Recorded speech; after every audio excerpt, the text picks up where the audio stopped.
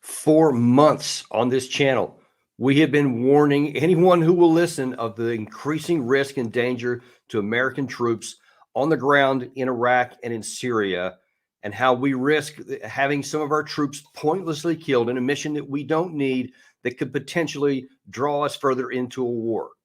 We're continuing to move even closer to that situation now. Now, just a little bit of background here. About a week or so ago, one of the many attacks against our troops came in and actually caused a serious wound to an American. And for a while, it appeared that he might be at risk of being killed. And if, as you know, as we've talked many times, if that happens, that crosses a threshold, which will then spur many in the United States to emphatically ask the president to strike targets directly in Iran, because there's the Iran-backed militias in this area primarily that are the cause and the origin of all of these attacks. Now, we've also talked about that a lot of the American responses to these, going all the way back into October, have been basically little pinpricks and haven't done a lot, and definitely haven't deterred anybody, as the attacks just continue on a pace and then periodically spike and to a higher even level than what they had been. Now, Biden finally did pick up the pace a little bit and take a bit of a stronger hit back about on Thursday of this week, when he launched a significant strike into Baghdad itself. Tonight, the US sending a message to Iran. An American airstrike killing the leader of an Iranian-backed militia in Baghdad. A senior US defense official calling it a precision strike on his vehicle, saying he was actively involved in planning and carrying out attacks against American personnel. Now, what they didn't say in that report right there is not just that it was an Iran-backed militia like some shadowy figure. Folks, this was somebody in the Iraqi security forces. This was a government-recognized entity, and this person was accused by the United States of actively planning and plotting some of these very attacks. Now, we're going to get to that other part here in just a second about how this was someone in the government.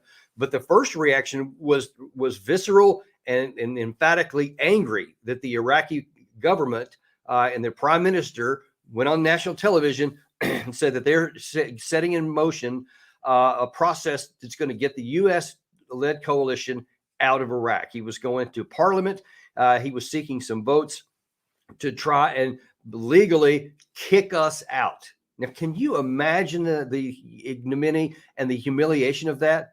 That we're sitting there in a country, allegedly we're there to protect the Iraqi people. We're allegedly there to have this counter ISIS mission. And then the very people that we're supposed to be supporting, number one, some of their people are actually apparently actively working against our troops. But then secondly, they're ready to kick us out. Now, we have said many times that there is no valid mission there for us. But I guess a couple of months back, John Kirby went on television and said, no, to the contrary, it's important. What is President Biden waiting for? Is he waiting for Americans to be killed before he takes substantive action that will actually give Iran pause about telling its proxies to keep harassing us? We're not waiting for anything, John. As you just saw over the weekend, we're certainly willing and able to take retaliatory strikes to protect our troops and our facilities, and we'll continue to do that. These groups and the IRGC, the Supreme Leader, they have a choice to make. We're not looking to escalate, but we absolutely have a viable mission in Iraq and Syria to go after ISIS, which is still a viable threat, and we got to make sure that we have the troops and the capabilities to do that. Now, look, first of all, we got to consider that, look, there's a bigger problem here. Number one, and I'm going to show you this graphically in just a second, it's fiction to suggest that those handful of troops in Baghdad or in Erbil and locked in bases are conducting any kind of effective counter ISIS mission. ISIS is more a mentality than anything else. And there are still allegedly, depending on who you want to ask, 10 to 30,000 of them scattered throughout various parts of Iraq and in Syria. We're obviously not doing anything to eradicate that number, trying to go after them, because we do periodically conduct these operations. Folks, let me tell you what it's like. It's basically like taking an eyedropper and saying, I'm going to go drain that swimming pool in a rainstorm. You know, you can stick that eyedropper in there and pull out a little bit of water every time. So you succeed in your mission. You did take out a leader. But before you can even take that dropper and empty it, more rain has come in and the pool just stays the same. Every time you take out a leader, folks, we've seen this for decades. There's another one taking his place. There's no shortage of them. And very often the guy that takes his place is even better than the one we took out. So on the face of it, that's not really why we're there. Now, some people want to claim that, well, we're there to keep an eye on Iran. And again, I'm telling you, from a tactical military perspective, those troops don't do anything. Now, I mean, they're base bound. They're on bases in Baghdad, Erbil, and maybe a couple of other places in the region. They don't go and conduct missions actively. The ones in Syria do even less. There's only about 900 of those. So let's just get that fiction off the table.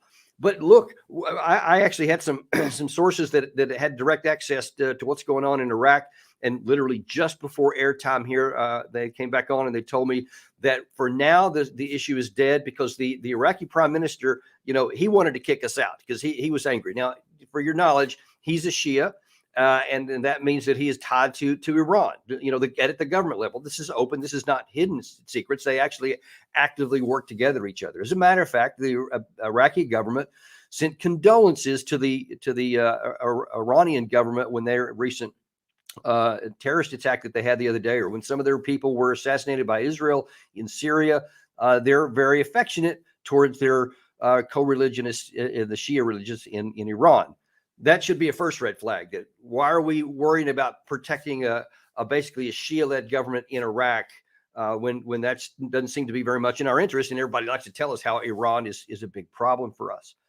But the second issue is this person that we took out was a part of their government, their official Iraqi security forces architecture. This is not just some guy that was sneaking around. I mean, this is part of the Iraqi military in a sense. And, you got to wonder how many others are like that. And no one's even asked that question yet, that hang on, the government that we're there to support, one of their members was actually plotting against us and tried to kill Americans. That should be a second red flag, and something that we need to be talking about a lot more openly about.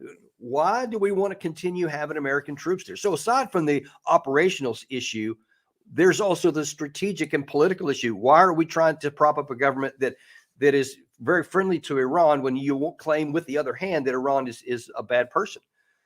But then there's a bigger issue too, and that is our strategic interest in the risk of a growing war. Now, right now, Secretary Blinken is going throughout the region because there are fears that the Gaza war may engulf the region in a bigger war that we could get sucked into. We beat the drums on that here all the time at Daniel Davis Deep Dive, and we're going to continue to do it until, God willing, there's some action to take to mitigate our risks and not to continue to expand it. But what happens if this escalates further? Now, we've also seen in the past what they call red on or green on blue attacks, where the people that were supposed to help, and this happened many times in Iraq, then turned on our own troops and ended up killing some of our troops. Now, the Shias are very angry right now. And the reason why this is dead, according to my sources in Baghdad, that it's dead right now is because the Kurdish and the Sunni blocs in parliament had enough votes and they blocked the vote. But the Shia bloc and the Shia prime minister wanted to pass that to get us kicked out of there. So they're very angry. So now then politically, they just got frustrated. They saw on the ground that one of their members was killed. What do you think the chances are that they're going to do nothing? They're going to say, darn it, well, we didn't have the votes. I guess we'll try to get them next year. I think that the chances are much higher than I'm comfortable that they're going to take other measures, and that our troops on the ground now are not just at risk of some kind of random Iran-backed militia that, are rebel groups, so to speak, but maybe the very people that we're in the barracks with. Maybe the very people that we do business with, you just don't know. And I can assure you, I guarantee you that the trust factor is way frayed from what it might have been in the past. And our guys are looking over their shoulders and they're checking, to make sure that they're not alone. I don't have any personal knowledge of this, but I know from personal experience that we're very careful of that in a normal case. I can imagine now that we know that one of the guys that was supposed to be on our side was actually trying to take us out, that trust is going to be eroded even further. Moreover, we basically conducted an assassination operation and took out this person in Baghdad, in their capital city, no matter what the government there wanted to do. And now then the risk of retaliation grows. So as we've also recently talked about, our ally Israel has took out an assassination operation in Beirut against a Hamas person, in Syria against a leading Iranian figure, and everybody's vowing revenge for all of those. And I can assure you, somebody's going to say they're going to vow revenge for the person that we just assassinated here. Now, then you see that there is renewed threat. This is just today, by the way, that the U.S. renews protection for Secretary of State Pompeo and several of his aides, because they're the ones that are being potentially targeted. Now, that's just one we know about, because those were high-profile people that we took out there. And now then, you can be assured that the other side is going to try to do the same thing. Now, imagine if I said that there's a big risk that if an American troop in Iraq or Syria were killed, that we could potentially have require a big pressure on the president to go and strike in Iran. Now, just imagine if it's Mike Pompeo or somebody of that stature, a former Secretary of State, suddenly dies in a mysterious accident or something. You got to know that people are going to lose their minds about saying, now that it's not just a couple of missiles here and there. We had on our show yesterday, we showed you that Jack Keane is just emphatic about wanting to attack Iran right now, even before any Americans have been killed. Just imagine the pressure he could bring. Lindsey Graham, Bolton, Pompeo himself has been a big advocate of this. Now imagine what those folks would do if a high-profile American were actually assassinated. We could be in a war like that, folks, absolutely like that. And, this fiction that John Kirby said last month about there being an enduring ISIS mission, let me show you just graphically how nonsensical that is. Now, I served on the ground in Iraq, and so I've been involved in some of these operations here. That's me in late 2008, I believe it was, and I'm the second from the right there. And these are some of the Iraqi policemen that our group was tasked with training. And we would take them on training operations all over the country there. And I'm not quite that big anymore, by the way. And actually, a lot of that is a lot of the gear. That's about the 80 pounds of gear you had to have on every time you walked outside of the gear, the wire, or if you got out of your vehicle, because of the IED and the sniper risk. So that was always an ever-present issue there, and our guys still have that same requirement today. But one of the missions that we did was up on the Iran-Iraq border, and I'm going to ask Gary to show up the screen here. This is a Google Earth. This little complex here is right on the Iran-Iraq border that we did some training. That's the border right there. It runs down that riverbed. So we've done some training. Now, let me back up a little bit here so you can kind of see this miles and miles and miles of trackless desert. You're going to see Baghdad pop up on the left here. That's hours and hours of driving across just trackless desert. And then you see how big it goes out to. There's Iraq on the left, Iran on the right. That's one tiny dot on the map. Okay. That's when I was actually outside the wire, and we could see, I don't know, a couple 100 meters either side of the truck. We could see some, through our sights, maybe we could see 2 or 3 kilometers straight ahead. That's about it. That's all we could see. And unless you go and investigate somewhere, you can't do anything. So if you're talking about now a couple of dots on the map where we have troops there, they're not doing any kind of counter ISIS mission. And again, for context, just think we had, I think, somewhere around 189,000, maybe somewhere close to 200,000 troops in Iraq at the height of that surge in the 2006, 2007 to 2008 area. We had 150,000 U.S. and NATO troops in Afghanistan. And I've talked ad nauseum about that, about how that was just a drop in the bucket.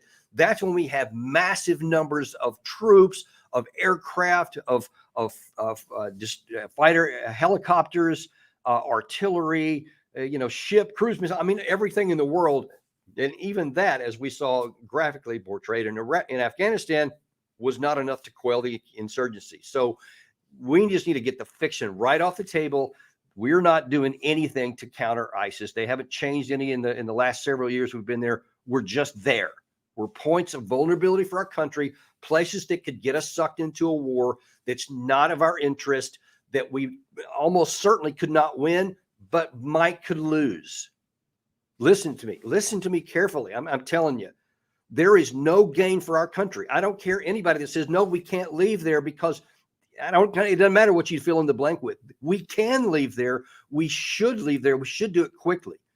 And look, if there's one more of these kinds of attacks, the public sentiment in Iraq could rise up so that even the Kurds and the Sunnis are not able to block that in parliament. And then we could unceremoniously be kicked out of Iraq. Can you imagine the humiliation of that?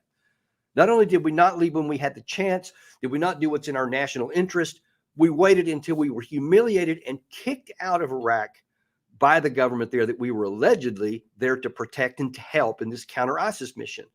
Let's don't let that happen, folks. Let's don't let our country get sucked into a war. Let's don't let any of our people get assassinated because of dumb things that we're doing that aren't helping American national interest. Everything that we do related to the military should only be done if it improves American national security. If it doesn't, then we need to not do it and do something else. Lead with diplomacy. Lead with humanitarian assistance. Anything else, not with military, if it's going to undermine our security and potentially get Americans killed in the process. Because I'm here to tell you, if we thought the Iraq war was bad, and it was, if we get sucked into a war in the Middle East against Iran, it will be so much worse than you think. And all of these big, proud guys who beat their chest and talk about how, yeah, we're going to show Iran and we're going to be tough to them, they have no clue what's going to happen after the bombs drop. See, they want to tell you, they want to imply that Iran is just a paper tiger and they would just shrivel and stop the first time some bombs hit. But for God's sake, we've got so much experience on the ground that shows that that doesn't work that way. If anyone had any doubts, just look at what's happening right now in Hamas and in Israel.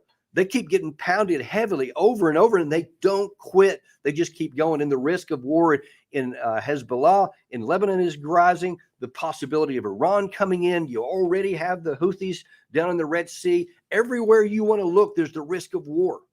This is the time, folks. This is the time right now on the 6th of June, 2024. There is no war that we're sucked into yet. We have the chance at this moment to back out of this wisely, to protect our flanks, to get our troops out of harm's way, redeploy them to places they're more protected and less vulnerable to any of these Iran-backed groups. Get our troops out of Iraq. Let's do it responsibly. Let's do it in synchronization, so it's not this willy-nilly run dash to the exit like we did in Afghanistan. It can be done right, and it needs to be done, but it needs to be done quickly. We need to focus on this and not wait until we're either kicked out or one of our troops is killed and we get plunged into a war. Once that happens, all bets are off.